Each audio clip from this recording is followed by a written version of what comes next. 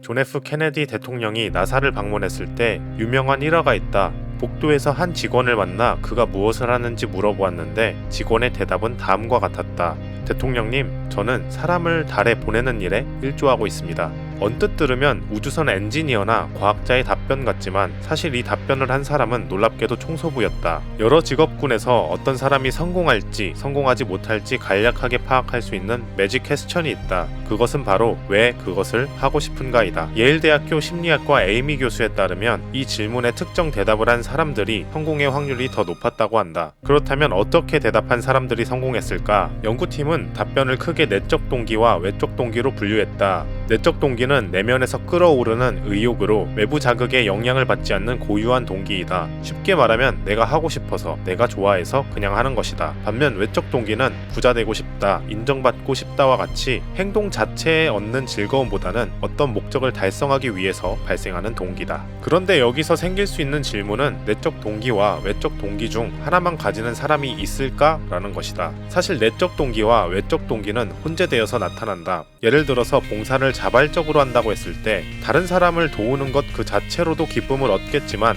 사회적인 인정을 받게 된다거나 친구를 사귀는 것과 같이 외적인 동기도 동시에 나타날 수 있다. 연구팀도 이에 대한 문제의식을 갖고 내적 동기와 외적 동기가 동시에 있는 경우에 대해서도 알아보았다. 이들은 미군 육군사관학교 후보생 10,000명을 대상으로 연구를 진행했고 이들의 지원 동기를 31개의 항목으로 나누어서 내적 동기가 높은지 외적 동기가 높은지 파악했고 14년 동안 추적하면서 그들이 얼마나 성공했는지 파악했다. 성공한 기준은 근속 연수와 계급으로 판단됐다. 결과는 어떻게 되었을까? 내적 동기가 상대적으로 강한 사람들이 그렇지 않은 사람들에 비해 1.5배 정도로 성공할 확률이 높았다. 실제로 프린스턴 대학교의 실험에서도 내적 동기가 성공적인 수행에 더 긍정적인 영향을 준다는 점이 발견됐다. 그들은 독일의 심리학자 칼 던커의 촛불 실험을 활용해서 내적 동기의 힘을 발견했는데 던커의 촛불 실험은 다음과 같았다. 초 한자루와 성냥 압정이 담긴 상자를 주고 피험자들에게 초에 불을 붙인 다음에 벽에 붙여야 된다고 말했다. 단 여기서 촛농이 바닥에 떨어지면 안 된다고 했다.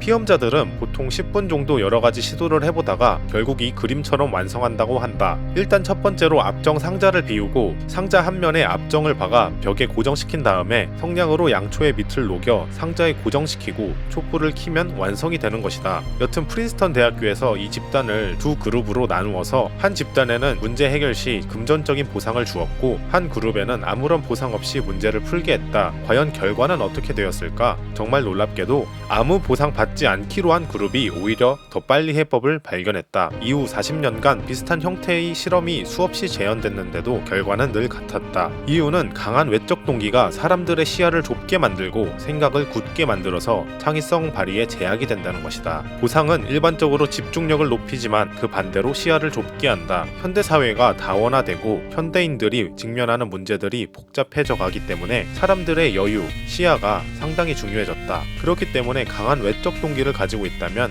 오히려 그것이 독이 될 수 있다. 내적 동기는 다른 동기로 대체되지 못한다는 점에서 유일하다. 외적 동기, 외적인 목표들은 순간적으로 집중력을 줄 수 있지만 보상이 없다면 우리는 더 이상 그 행동을 지속하지 않는다. 그렇기 때문에 무엇이 되고 싶니란 질문보다 무엇을 좋아하니란 질문을 해보면 어떨까? 이상 마음대로였습니다. 구독과 좋아요는 제가 영상을 만드는 데 큰 힘이 됩니다. 시청해주셔서 감사합니다.